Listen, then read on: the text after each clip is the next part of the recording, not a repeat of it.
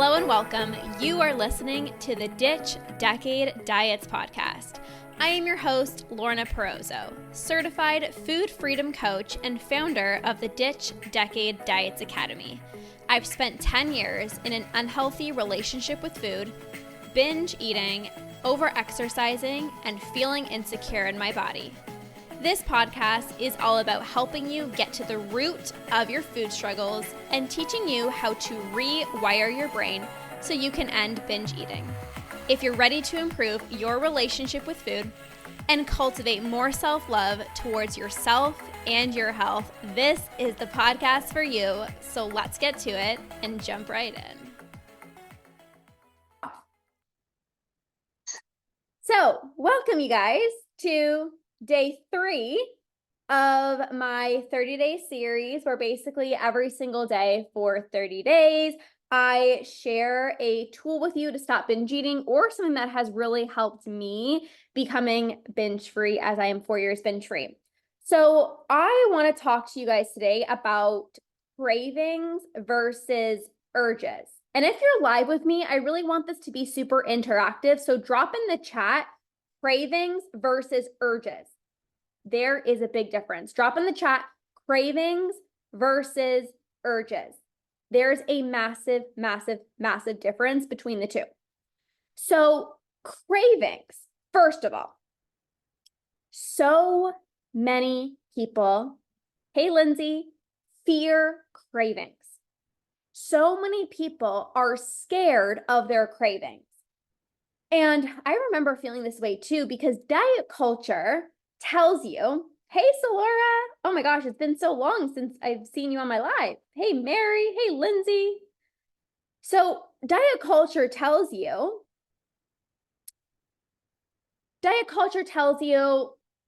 don't honor your cravings, don't have that piece of chocolate, just drink some water, distract yourself, stay busy.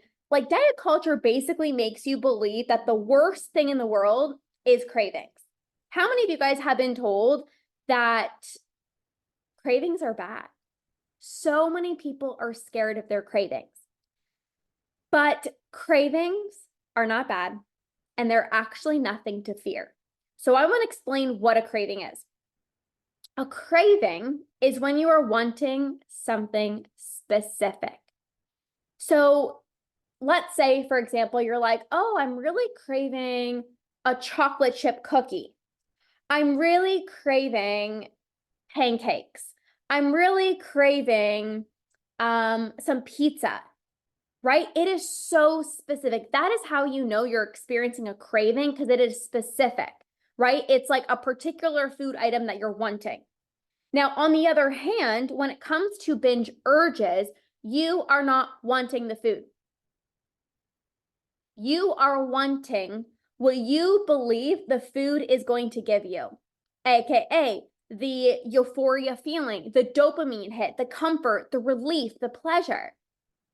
This is why when you are binging, you're like, I don't even taste the food, because it's not about the food.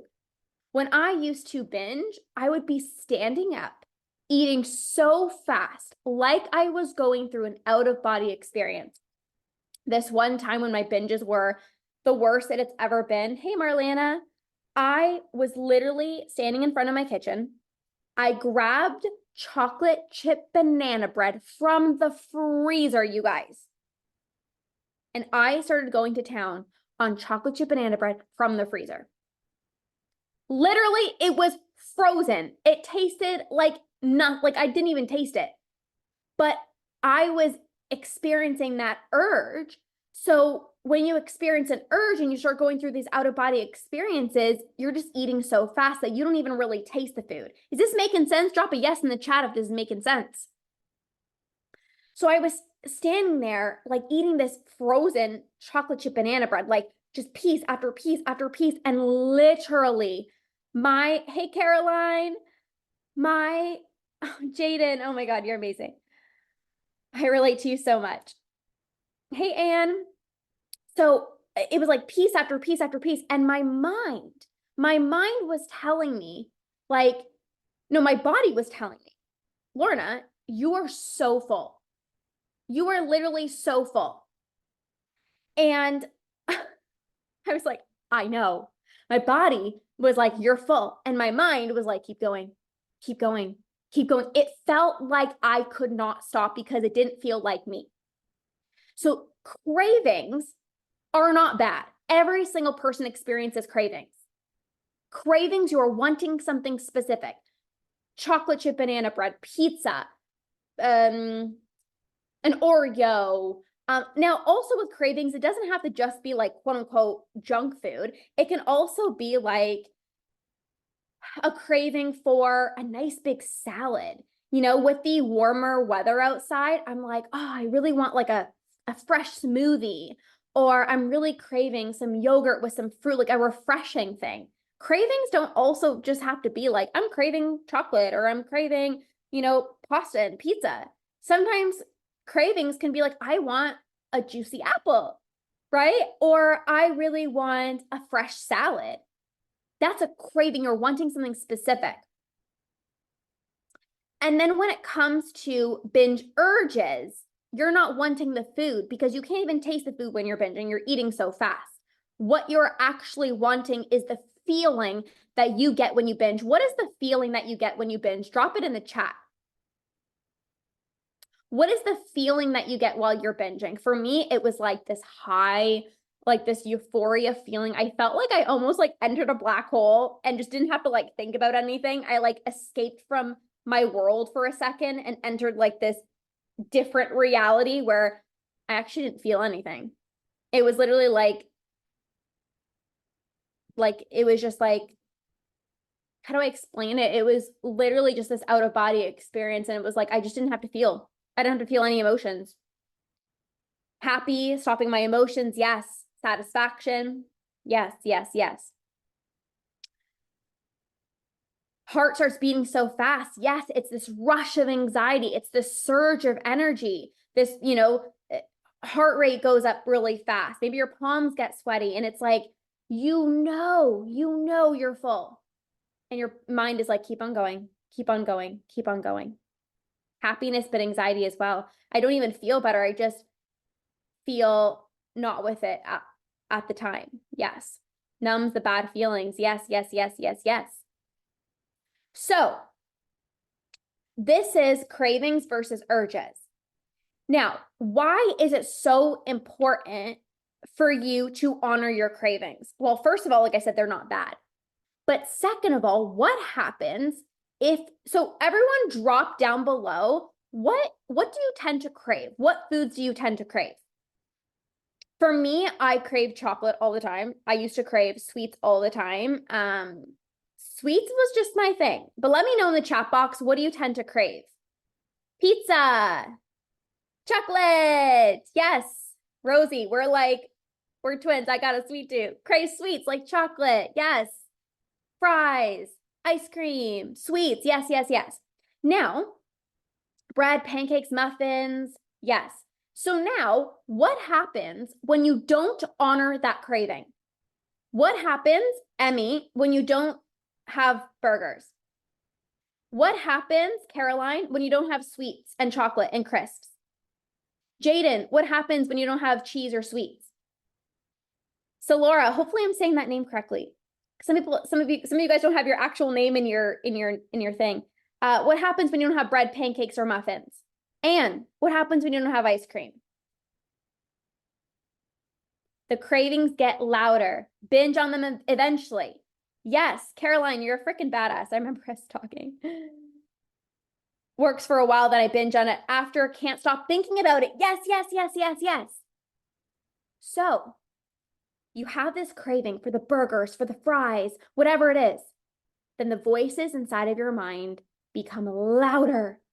Your taste bud, you start salivating. You literally start thinking about the fries and the burgers and the sweets and the pancakes and the muffins so much more.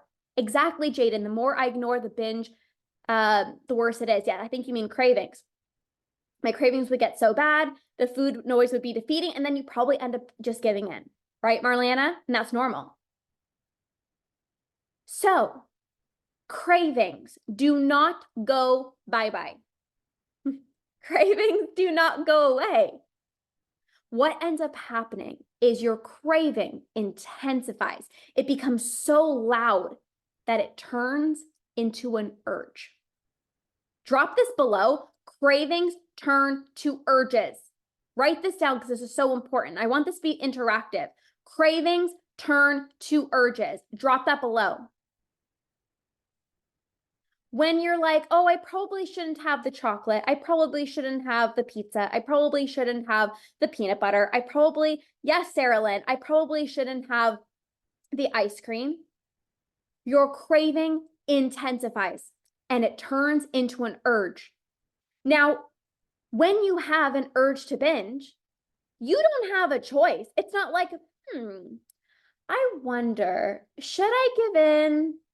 Should I not give in? You don't have a choice. When you have an urge to binge, it feels like somebody is taking over your body and doing things with food that do not feel like you. It's like somebody is tapping on your shoulder and it's like, hello, hello. It's like an annoying little bugger. Hello, hi, remember, I'm here. Yeah, you dismissed me 5 minutes ago. You dismissed me 5 hours ago. So now I'm going to keep tapping you on the shoulder and being a little bugger. And I'm going to be so freaking annoying. And I'll be tapping you, tap, tap, tap, tap, tap, tap, tap. Hello, ice cream, burgers, fries, pizza, chocolate. Boop, boop, boop, boop, boop, boop, boop, boop, boop. And all you can think about is that food. And when the urge is so strong, you feel powerless over your urges. You're like, oh my gosh, I have to give in. I can't focus on work. I'm like in a conversation with my partner and I'm there, but I'm not there. I'm just thinking about what I'm going to do when I get home by myself and binge. You feel me? Drop a yes if this is making sense. So, when the craving turns into an urge, feels like you don't have a choice but to give in. And this is why you need to honor your cravings. Too many people are terrified. Too many people are terrified of giving in to cravings. But you end up binging on what you wanted in the first place 10 times more. So what ends up happening is, let's say you're craving ice cream. You might have a substitute, right? You're having a substitute. Okay, we're not about Ozempic over here. We're about sustainably ending binge eating for good, you know? You know what I mean? So what was I saying was, it's scary to honor your cravings, right? I get it. It feels scary. But what ends up happening is, let's say you're craving ice cream and you try to have a healthier substitution and you're like, I probably shouldn't have the ice cream. I'm going to have some grapes. So then you have the grapes and you're like, okay, that was good, but I still want the ice cream. I probably shouldn't. Okay, I'm just going to have like a protein bar. Just got to be healthy. So I'm going to have a protein bar. Next thing you know, you're still not satisfied. So you have the grapes, then you have the protein bar, and then you have a sandwich, and then you have something else, and then you end up having the ice cream anyways. And because you feel like, oh my gosh, I just ate all of that plus the ice cream. Well, I'm not going to just have like a tiny little bowl of ice cream. I'm literally just going to binge because I already messed up. I already ate so much, and I probably should have had the ice cream in the first place, but I didn't. So like, well, today's a binge. So like tomorrow I'm going to do better. Have you been here before? Drop a me in the chat if you can relate. So when you are scared to honor your cravings, you have to remind yourself that if you just had, yes, Denisa, absolutely, me, Anne, Sarah Lynn, Emmy, exactly. So you have to remind yourself that if you just had some ice cream, you could literally prevent a binge. You could literally be preventing binging on thousands of calories. I get it. I know it's scary. But what's even scarier is continuing these binge eating cycles. And the exciting news, you guys, and I'll get to that, Susan, in a minute. The exciting news, so even Susan said, like, I can't control the ice cream. That's because you still have urges to binge. So when you get rid of your urges, you won't have you won't feel out of control. And a way of getting rid of your urges is by practicing honoring the cravings. But so many people are too scared to honor the cravings that they don't honor the cravings, and then they keep on having these urges. Yeah, Susan, I used to be the same thing. I used to binge on like healthy food. I used to binge on chicken and broccoli, and I used to binge on a bunch of other things as well too. You don't have to just binge on like quote unquote like junk food. So when you give into your cravings, you prevent an urge from happening and you prevent binging. And a lot of people are too scared to honor their cravings. And this is where the binges keep happening over and over and over again. So you want to honor your cravings, but you don't want to honor your urges. Because every time you feel the urge to binge and you give in, you are further ingraining this habit into your brain. I made a post today about rewiring your brain on my Instagram, and I'm going to pull it up here. Somebody said, because I said, like, you don't want to be giving into your urges. And they said,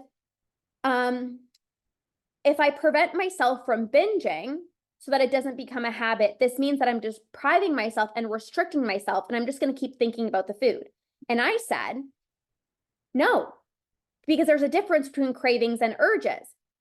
Honoring your cravings, you want to honor your cravings so you don't feel deprived, but not give in to your urges so you can stop binge eating. So do you guys see the difference?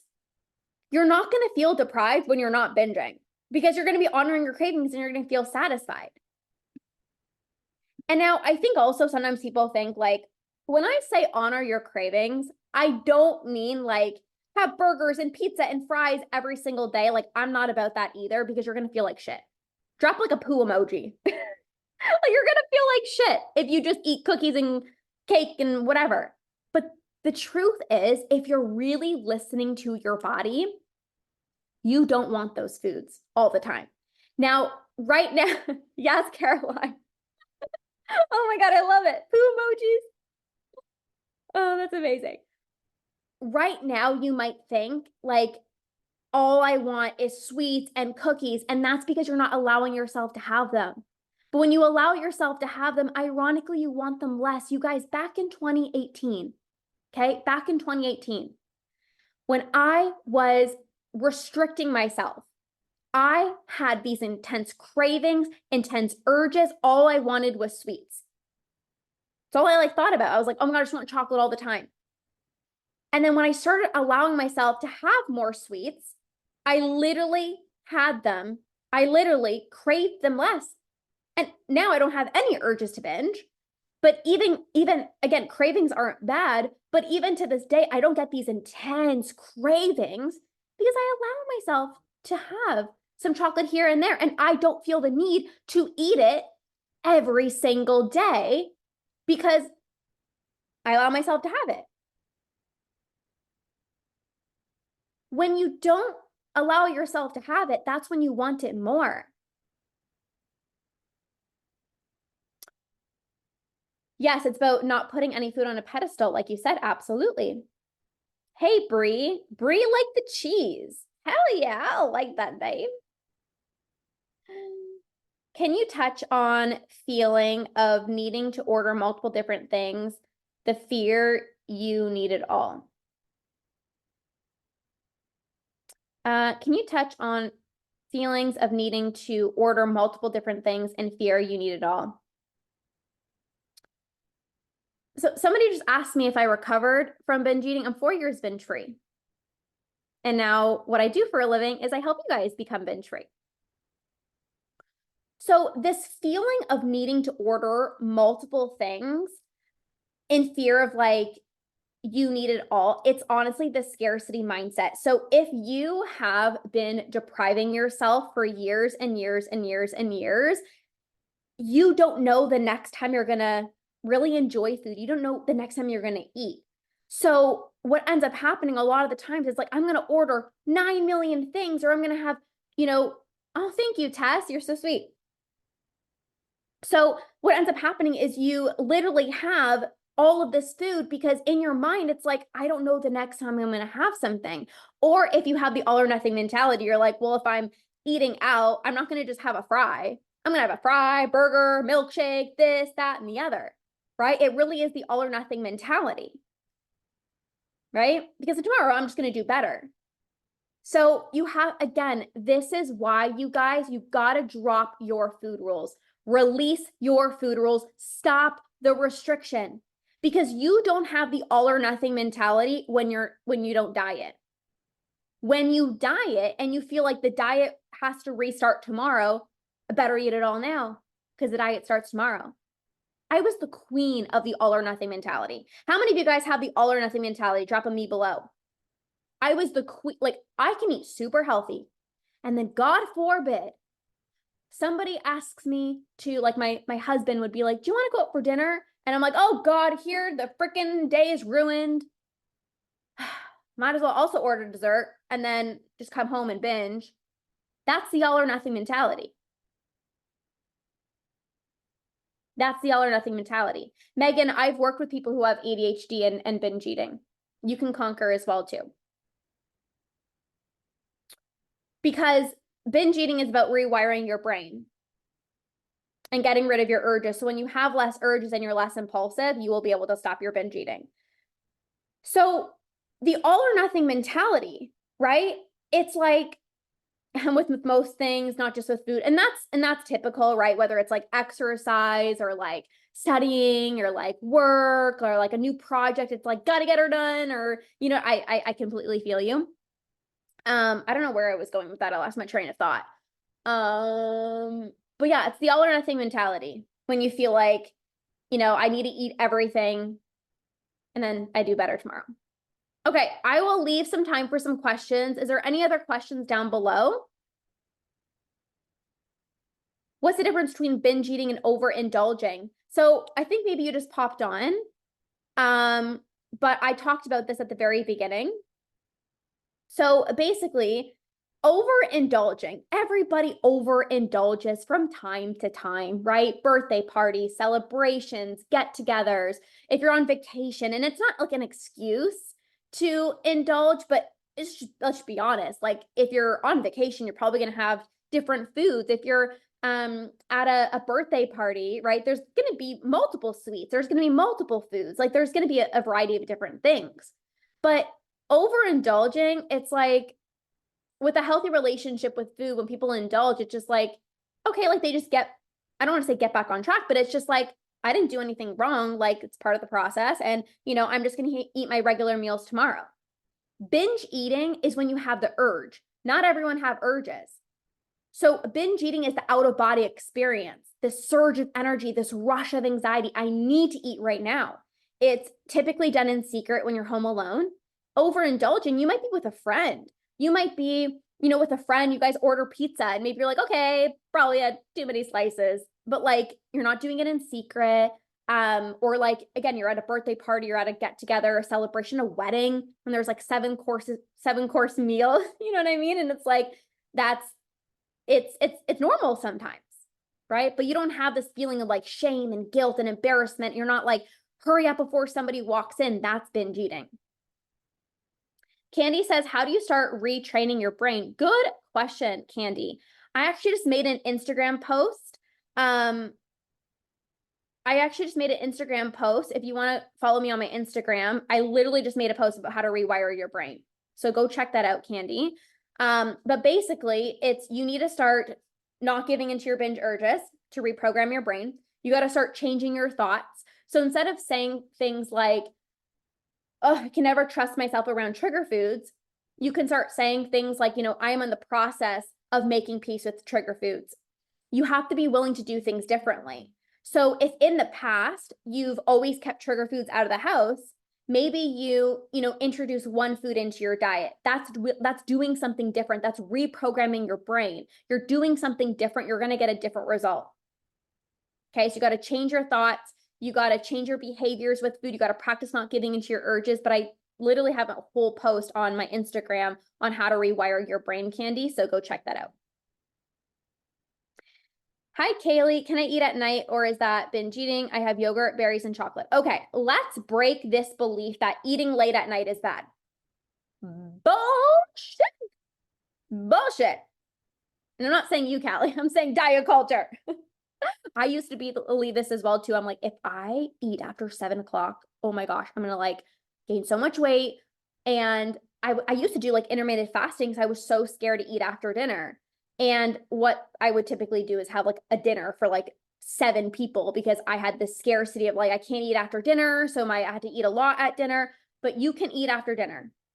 Promise you, you can eat at night. Trust your body.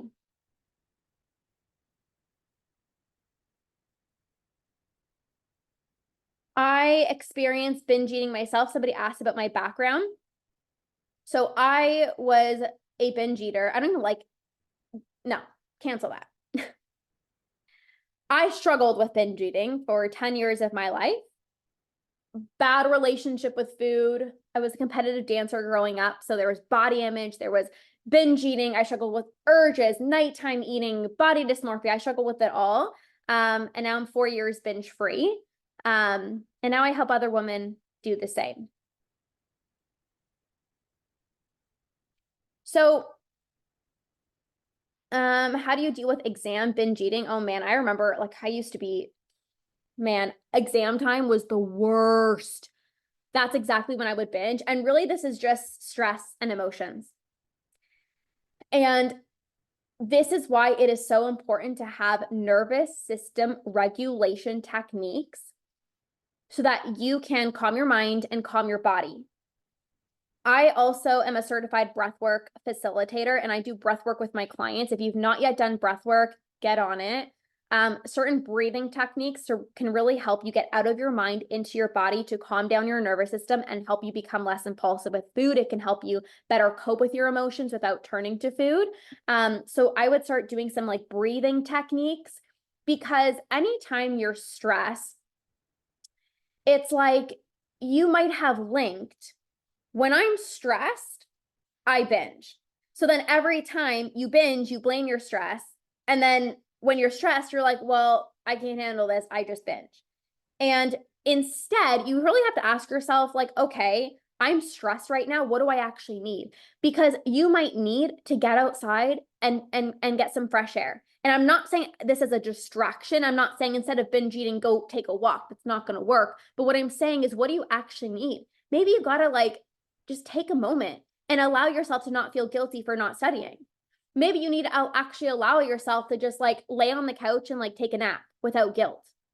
But so often there's guilt and there's shame and there's, oh, well, you should be studying, you shouldn't be taking, you shouldn't be relaxing or you shouldn't be taking a nap. You need to be studying. And then that creates even more stress. And then that leads to binge eating.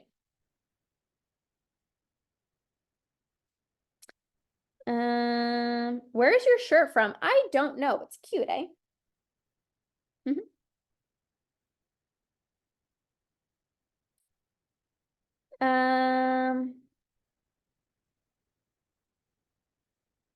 Okay. I think that is what I'm going to answer for today. Somebody asked, like, where do I start? Where do I first start? If you guys are looking for a place to get started, how many of you guys are ready to heal your relationship with food? Drop a heck yes in the chat because you're not just like ready, you're like heck yes ready. Drop a heck yes if you're ready to heal your relationship with food and stop binge eating. Drop a heck yes. Heck freaking yes. Heck yes. Party emojis. Yes, Brienne.